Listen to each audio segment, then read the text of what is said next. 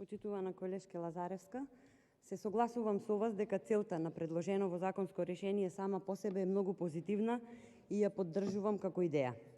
Но верувајте, почитувана колешке, дека во законскиот текст боли реченицата, цитирам: "Со предложените измени се очекува 200 деца да добијат услуга за лична асистенција."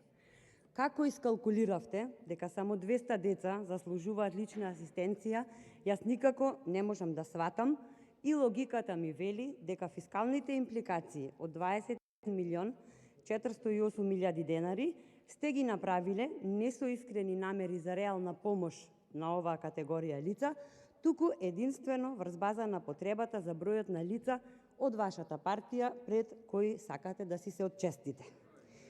Зошто го велам ова? Ќе ве потсетам, почитувана колешке, на самиот почеток од мојот мандат, а продолжение на вашиот пратенички мандат, дека од оваа говорница апелирав градоначалникот на општина Охрид да поведи сметка и да им обезбеди просторија за дружење и социјализација на дечињата кои останаа на улица, а претходно со проект беа згрижени во основното училиште Климент Охридски.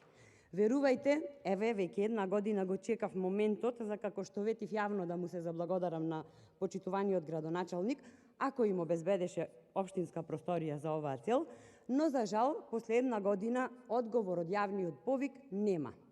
За ситуацијата да биде уште пожална, Сдруженијето за деца со посебни потреби аплицираше со проект со кој повторно побараа средства за простор кој им е неопходен за делување и замислете, од побараните 130.000 денари, општина Охрид им обезбедила само 80.000 денари за веднаш да се соочат со проблемот да сите доделени средства ги вложат за кирија и режиски трошоци. Ако вака се грижите за овие лица, верувајте, нема што да очекуваме од предложено во денешно законско решение, освен празни зборови.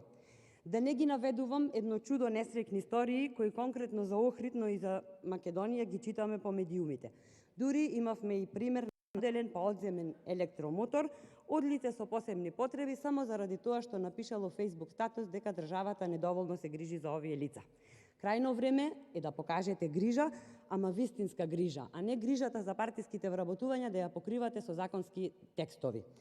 Ќе бев најсреќна ако Охрид беше рекордер по грижата за овие лица, меѓутоа за жал Охрид е рекордер само по бројот на партиски вработувања. Ви благодарам.